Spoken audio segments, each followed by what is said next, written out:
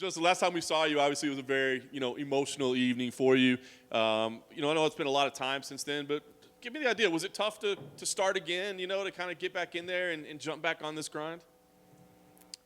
Yeah, I mean, honestly, yeah, I'd lie if I said it wasn't. I mean, I was getting fight offers, I mean, not immediately after, obviously, but, like earlier than this, and I just needed the time to, you know, fall in love with the sport again and, realize I guess the kind of acceptance that, like, you know what, like, that's probably my last title fight. Like, that's not going to happen. So there's that part, and which is, kind of like freeing in a way as well. You're just kind of like, oh, well, now why do I have to do this? And my first fight offers a few months after is kind of like, well, I didn't have a why. Like, why do I want to do this? Right? Like, I didn't need this. I didn't need that. And there was always a why before that. So it was just about really falling back in love with it and enjoying training before I took a fight, having enough time to, like, you know, just enjoy even the holidays and be like, you know what, I want 2 full months after, just to do that and, like, enjoy life. So, but also it was really about fighting still a guy at the top, and Askar was the right opponent, being ranked number 3, the highest person I could fight that's not lined up. So that was another reason. But yeah, it took me a while. I mean, it was tough. It was devastating, and it was weird. Like, my first title fight ever was probably still my hardest acceptance, because I really had nothing to fall back on. I was so young, and that was like my whole life, that, like, I didn't see it any other way. I didn't have something to fall back on. I wasn't really anywhere near, like, complete as a person, to the point where, like, that was all I thought I was worth, was being this and that. And, like, that was where all my kind of, like, self-worth came from. So that was honestly still the hardest one, being the first title fight. And even the second Figueiredo fight was a little harder, because it was annoying the way that first one ended, and I couldn't control it. This one was clean, cut and dry. Like, obviously you're still, like, mad and, like, how did this happen? And, oh, that was a weird shot. Did this.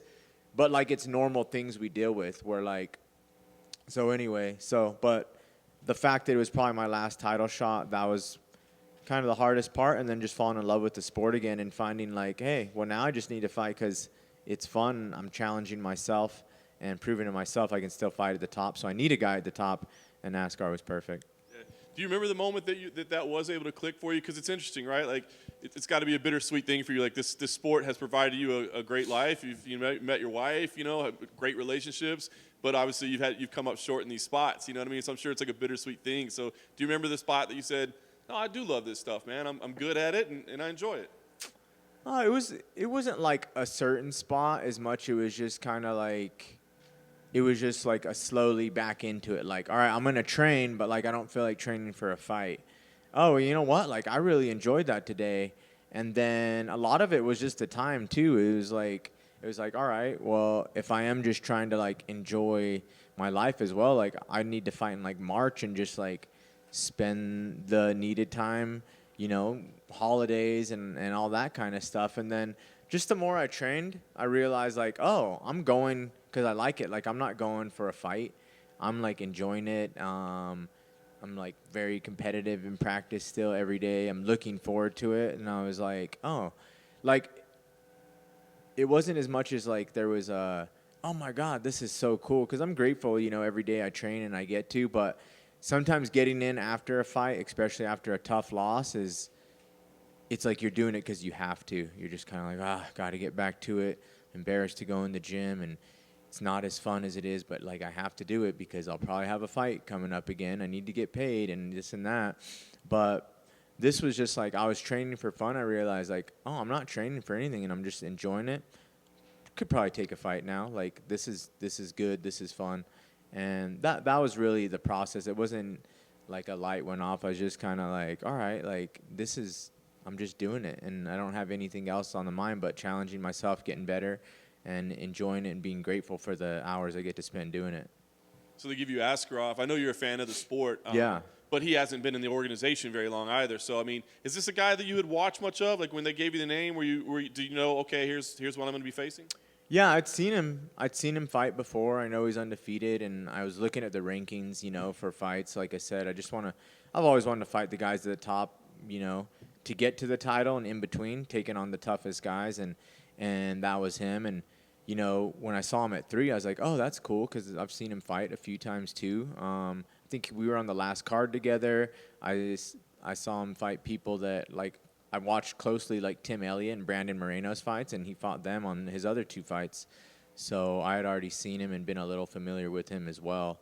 So the fact, just the ranking, the skill set, the undefeated record was like, oh, that's the kind of guys like I want to fight. That's fun for me. Like, it's not exciting to be like, you're fighting this guy off of Contenders or, you know, or that was on the Ultimate Fighter show that you coach. It's like, oh, like that's honestly weird. Like someone was asking me the other day about, you know, just compare the Canelo fight, and it's like a boxer still at the top can take this fight that no one knows or whatever. I didn't see how the fight played out, but I remember it being like, I don't know who he's fighting, and be like, that'd be more stressful, honestly, because it's a fight, anything can happen, and we know that, and it's like that'd be more stressful fighting like this guy's ranked number, you know, 15. No one knows him. There's nothing to gain, but like it's a fight, and you could like.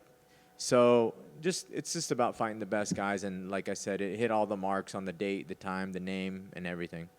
Canelo fight played out pretty much like you'd expected. Yeah, I didn't know. So last thing for me, what's the career path for you now? Because, I mean, as you said, this guy's a top-ranked guy. He's a killer. You're saying I still want to fight the best guys available.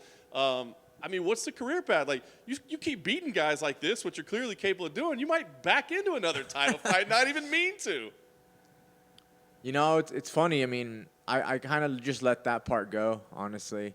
And in a way, it's weird because these are the questions I've been answering my whole career at the top. You know, when I debuted in the UFC, I was ranked number 1 in the world at bantamweight behind the champion Cruz. And that was my first fight in the UFC. And now, you know, I'm number 2 in another division. And it's just kind of like that's been the thing forever. And even though it's still up there and it's like, oh, I can compete. My last fight was for the title. I can compete with this, the top 3, everything. It's just, I don't know, like mentally it's kind of just been like an acceptance. Like that was probably my last title fight that I'm going to do. And I don't know. So now it's just more about just the right fights, doing it for fun, taking it time by time. Like every fight week offers a different experience, you know, and a different kind of adventure. And it's kind of like when I have fun in camp and I enjoy this, like I'm enjoying fight week so far. Obviously, it hasn't got to the tough part and the weight cut and everything that goes with it. But like I'm just on a fight by fight basis, honestly. That's really it. It's just, hey, did I enjoy that fight week? Was that fun for me and challenging and like kind of the benefits and the riches I get from competing? I'll do it again. If I was kind of like, oh, that was honestly just nerve-wracking, I hate cutting, like, then I don't have to. But it's just a fight-by-fight basis totally and just the right opponents. Like, I'm not in a rush now. I'm not like, oh, well, next I can fight the one guy. Then I'll see how the title fight plays out. I'm just kind of like, we'll see what happens. I just can take it actually fight by fight without this, like, ghost I'm always chasing, you know?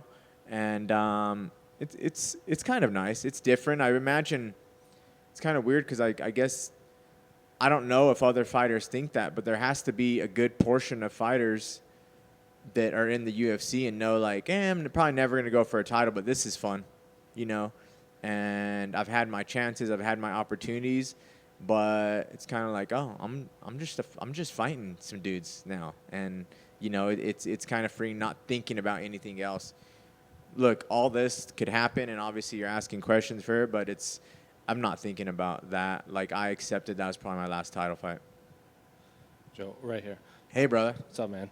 Given Askar is so new to the promotion, he's in a part of the world that I think the UFC is really trying to push. He's undefeated. Was there any hesitation in matching you up with him from the UFC matchmakers since you've admitted you probably won't fight for the title and Askar is currently on the rise and they might not want you to knock off one of their future contenders?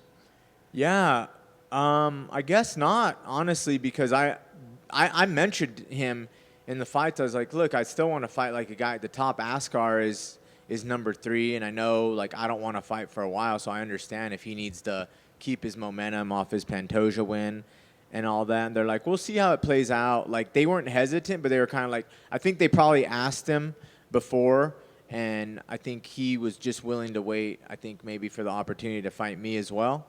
that he thought maybe that could do more for him in any way. So, you know, even if they were hesitant, I think he was probably adamant about getting, you know, someone who's been in the division so long too. So it's good recipe for a good fight. And then looking at the landscape of the rest of the division, given the fight of the year candidate, the draw, the addition of Manel Cape, we're getting all these high-level flyweight fights. Can you remember a time when so much attention was given to the 125-pound division? Since you've been there since the very beginning? Not really. I mean, I think Cejudo did a very good job. Honestly, I think when it was the most was probably, you know, Cejudo DJ.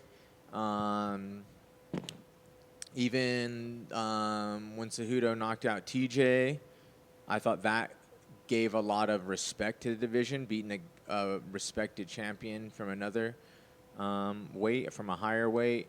Even the beginning, the very first flyweight tournament was really cool as well. And I remember us being promoted as, you know, the tournament. I think, like, UFC rarely, people like tournaments. Like, that's just how, like, sport goes, right? And UFC is very reluctant to ever say this is an actual tournament. But that was a flyweight tournament. We did a ton of, like, media for it. I remember being like, oh, my God, we're flying to Australia just to say we're going to fight here. And that was, like, a really cool time as well. And I felt like that was a good time as well. But now is really great because I've always said from the beginning is, like, it just takes time, like anything else, you know, for contenders and names and memories to happen. You know, when you just start and you have 10 guys, you don't have any memories of these guys' fight or any record or data really to go by.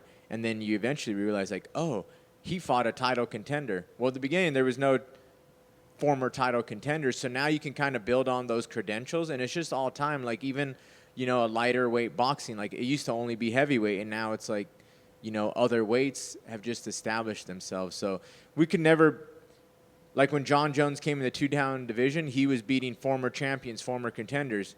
Guys are coming in and doing, obviously not like John Jones, but there's not even a person to say, oh, he's a former contender or a former champion, because it's just been so short-lived. But now we're building that data, we're building those memories, and we're building just a familiarity. And I think that's a lot what it is time, because I think the skill in the fights and of the athletes is pretty undeniable. Then real quick, big title fight in the main event on your card. Who do you like between Izzy moving up in weight to challenge Jan? I love Izzy. I mean, he's incredible. He's undefeated for a reason. So I think it's always pretty hard to go against champions in general, but they're both champions and one's at a higher weight. Because I'm always just pick the champion because I'm like, look, they didn't do anything to deserve me to not pick them. Like, they're the best in the world. And with this one, they both are, and Jan's a little bigger. But Izzy also, he's never lost. So how can I come up here and be like, he's going to lose this time because he hasn't proven that he has. But going against a bigger guy, like, you guys know how it is. Like, in this sport, it's like both guys could win. But, you know, Izzy's undefeated, I think, for a reason. I think he's going to have a bit of a speed factor. But it's going to be different dealing with big O Jan in there as well. So I'm just looking forward to seeing that fight. It's kind of cool because I think I can actually make it home and be eating pizza by the time, like, the main event takes place. Like, that's my plan anyway. Making the order, getting it on the way home, and then, like, hopefully catching the 3 title fights on my couch with pizza and maybe some friends, my invisible friends. Hey, Joseph, over here. You've had several extracurricular projects take off, Dapper Scrappers being one, and now you've got your new podcast with your wife. I mean, just what's that experience like to just do that? And you guys are very invested in MMA, but that's not what you guys talk about. Like, listen, subscribe, as a podcaster would say. That's me now. Yeah, we have a podcast, me and Megan, and it's really fun. I've realized, like, you guys probably have doing your job is, like, it's nice just to talk about, like, all we want to do is talk about shit we like, right? And then when someone else listens or answers the questions, like, it's even better. So that's kind of what it is like, I'm just talking about shit I like to anybody and everybody, and you and my coaches that are telling me like I have to work out and stop talking. So I just figured it was kind of a no-brainer. But it's really fun, and like I said, we'll break down some fights. Like our latest episode out today, we don't talk about the stuff that's happening this week or the opponent. It's more about the memory lane of fights and fight week memories and everything that goes into those, and that was really fun. Heading into a fight week is just looking back at other ones. And we'll talk about the main event that happened, but typically we talk about shit that like you'd want to talk to your friends about, like, hey, what have you been watching lately? You know, we go into each other's DMs because we, you know, I think modern love and couples send each other a lot of memes. So we go through those ones that we like every week. Celebrity crushes, you know, stuff like that. Sometimes I get done, I'm like, wow, that was an entertainment podcast. Like that should have been on E or Bravo or something like that. I'm into reality TV now, you know. So, yeah, we just talk about stuff, I guess, couples our age talk about at home, especially. Like a lot of people have just been like, you know what, I feel like I'm just in the kitchen talking to you guys. Like our good friends listen to it, which is kind of weird. And it's more like, I mean, it's not weird, but you expect your friend, like you talk to them, but they're just like, you know what, I feel like I'm just hanging out, like talking to you guys in your kitchen, and I can't necessarily talk back, but it's like, this is what we would talk about if we were hanging out at a restaurant or something. So it's fun. Obviously, I have a great partner doing it with, and it's shit we talk about anyway, so that's fun. Dapper Scrappers, I wish, you know, fans and everything was back so we could do that also. But yeah, I guess what was the question? What did I talk about on the podcast? I just started going off. Close enough. Real quick, is there a topic you're really looking forward to covering on your show?